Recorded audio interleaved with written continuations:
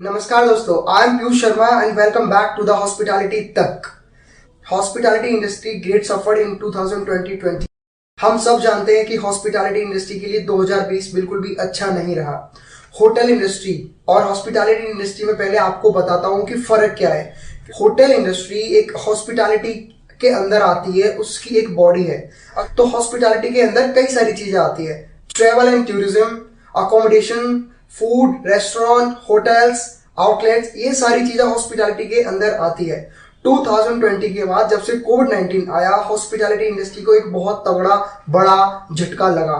खासकर जो बच्चे 2020 में पास आउट होने वाले थे, क्योंकि हॉस्पिटैलिटी के अंदर कई सारे बॉडीज हैं, कई सारे कोर्सेज भी होते हैं। Hotel management for hotels, event management for event planning and travel and tourism management. तो होटल हॉस्पिटैलिटी के अंदर 10 से ज्यादा कोर्सेज आते हैं और उन 10 से ज्यादा कोर्सेज के बच्चे 2020 के जो बाद पास आउट हुए हैं, उनके लिए बहुत हार्डेस्ट इम्पैक्टेड इस इंडस्ट्री ने किया है, क्योंकि वो आज भी अपने घर पे बैठे हैं। उनमें से 80% के पास कोई नौकरी नहीं है, कोई जॉब नहीं है।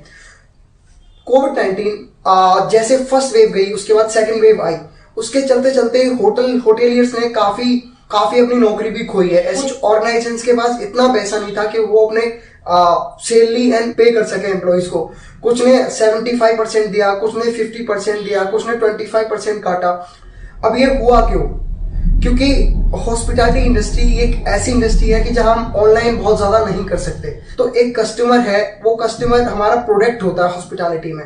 सपोज अगर मैं बात करूं रेस्टोरेंट की, होटल की, ट्रेवल एंड टूरिज्म की, तो जब तक वो फिजिकली उस जगह पे नहीं आएगा और फिजिकली उस चीज को नहीं देखेगा, फिजिकली विजिट नहीं करेगा, जब तक कोई रेवेन्यू जनरेट हो ही नहीं सकता। अगर मैं काफी और इंडस्ट्रीज की बात करूं, जैसे आईटी हो गई, एजुकेशन हो गया, तो बहुत सारी इंडस्ट्रीज ऐसी हैं जो अपना ऑनलाइन कर लेती हैं। बट हॉस्पिटैलिटी के लिए बहुत ज्यादा कुछ स्कोप नहीं था ऑनलाइन का। तो हॉस्पिटैलिटी इंडस्ट्री का कुछ ऐसे प्रोसेस होता है, सपोज कोई इंटरनेशनल गेस्ट है, अगर कोई गेस्ट टूरिस्ट यूएसए से इंडिया में आया, सपोज कोई इंडियन फ्लाइट उसने ली, तो वहां इंडियन फ्लाइट का काम चल रहा है, उसके ऑपरेशंस चल रहे हैं, तो इंडियन फ्लाइट भी तो एम्प्लॉइज के द्वारा चलती है, तो वहां एम्प्लॉइज उनको दिक्कत आई। फ्लाइट से लेके वो आ रहा है किसी होटल तक, तो वहां उसने टैक्सी यूज की, या उसने एयरपोर्ट पे किसी रेस्टोरेंट में खाना खाया, किसी बार में गया, पब में गया। तो ये सब भी Indian organizations that we have impacted from कोविड-19। अब वो होटल में आया, वहां कई सारे लोग नौकरी भी करते हैं, उसने सारी चीजें देखी। अब होटल में रहा, वहां से कहीं भी वो किसी भी टूरिस्ट डेस्टिनेशन पे गया, सपोज वो ताजमहल गया या फिर दिल्ली में कहीं घूमने चला गया, तो वो जो ट्रैवल एंड टूरिज्म होगा, उसकी वजह से जो रेवेन्यू जनरेट होगा, वो सारा लॉस्ट हुआ है कोविड-19 की वजह से। ये सारी चीजें एक दूसरे से इंटरकनेक्टेड है, एक दूसरे से रिलेटेड है। अगर इंटरनेशनल गेस्ट इंडिया में आ रहा है, तो मल्टीपल टाइम्स हमें वो बिजनेस दे सकता है, in terms of travelling, in terms of hotel, in terms of airport, in terms of blah blah blah. तो कुछ इस तरह से हमने हॉस्पिटैलिटी इंडस्ट्री में अपना रेवेन्यू खोया है कोविड-19 की वजह से। FHRAI, federation of hotels and restaurant association ने पहले ही बता दिया है कि होटल इंडस्ट्री को 1.3 ट्रिलियन का घाटा हुआ है, क्योंकि 2019-20 में हमारी होटल इंडस्ट्री ने 1.82 ट्रिलियन का कारोबार किया था, रेवेन्यू जनरेट किया था। बट उसके बाद अगर मैं बात करूं ईयर 2020 की, तो 75% रेवेन्यू यहाँ लॉस्ट हमारी इंडस्ट्री ने किया है। ये अपने आप में एक बहुत बड़ा लॉस्ट है। 1.30 trillion dollar, 75% revenue lost because of कोविड-19। उसके बाद सेकेंड वेव आ गया। सेकेंड वेव के बाद लोगों ने अपने आप को फिर रिकवर किया। इवन अगर मैं बात करूं जुलाई, अगस्त, सितंबर, अक्टूबर, नवंबर, तो इस महीनों में कुछ एक पॉजिटिव चीज क्या देखी गई कि 11% लोगों को जॉब मिलने लगी थी जो कि होटल इंडस्ट्री से बिलोंग करते थे। ऑक्यूपेंसी रेट भी काफी अच्छा होने लगा था। सेकेंड वेव के बाद stock of the major group was outgrown and recover. कुछ स्टॉक्स अगर बात करें जो कि हॉस्पिटैलिटी से बिलोंग करते थे, सेकेंड वेव के बाद जैसे जैसे इंडस्ट्री ने अपनी रफ्तार पकड़ी, बिजनेस लाना चाहा, बिजनेस आया, तो काफी स्टॉक्स इंप्रूव भी हुए, बल्कि रिकवर हुए, बल्कि आउटग्रोन भी हुए थे। Hilton announce 1,60,000 rooms property. So कहीं ना कहीं मिल रहा था देखने को कि हॉस्पिटैलिटी इंडस्ट्री इंप्रूव कर रही है, बाउंस बैक कर रही है, रिकवर कर रही है।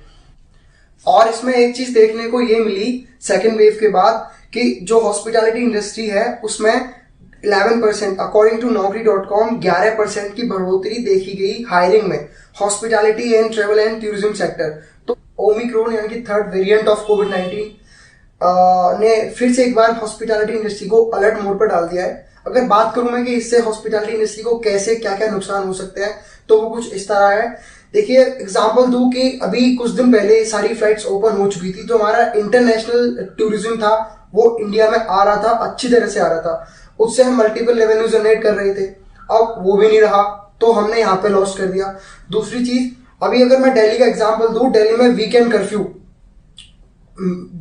की अगर मैं बात करूं, तो मेजॉरिटी ऑफ पीपल और मेजॉरिटी ऑफ रेवेन्यू हमारा जो आता है वीकेंड्स पे आता है, या वो 10 से 12 रात को आता है, क्योंकि सारे लोग अपनी शिफ्ट्स खत्म करके आते हैं, सारी इंडस्ट्रीज के लोग आते हैं, वो 10 से 12 बजे के बीच में किसी भी रेस्टोरेंट में विजिट करते हैं। तो उस तरह से 10 से सुबह 5 तक एक कर्फ्यू हो चुका है, तो यहां हमने लॉस कर दिया। सारे बैंक्वेट हॉल 50% ऑक्यूपेंसी के साथ भी नहीं खुल रहे, उसका मैक्सिमम लिमिट 50 हो चुका है। सिनेमा हॉल्स ने अपने आप को फिर एक बार रिकवर करके फिर ओपन किया था, और वो सही हद तक चल भी रहे थे 50% ऑक्यूपेंसी के साथ, कुछ अच्छी कोविड प्रिकॉशंस के साथ वो चल रहे थे। बट क्योंकि ओमिक्रॉन का अलर्ट है, सारे सिनेमा हॉल्स फिर से बंद हो चुके हैं, तो वहां एक रेवेन्यू लॉस हो रहा है। देखिए, अगर कोई सिनेमा में आता है तो वो फूड एंड बेवरेज भी कंज्यूम करता है, और मॉल्स में जा रहा है तो मॉल में वो कुछ खरीदेगा भी, तो एक पूरी मल्टीपल रेवेन्यू को इसने रोक दिया है थर्ड वेव के चक्कर में। तो ये एनालिसिस हमने किया है अपनी वीडियो के द्वारा। और अगर हम बात करें हॉस्पिटैलिटी इंडस्ट्री थर्ड वेव के लिए कितनी तैयार है और अलर्ट मोड पे है, देखिए, अगर थर्ड वेव आती है तो इस बात में कोई दोहराई नहीं कि हॉस्पिटैलिटी इंडस्ट्री फिर थोड़ी नीचे जाएगी, बिकॉज हमारा प्रोडक्ट ही कुछ ऐसा है।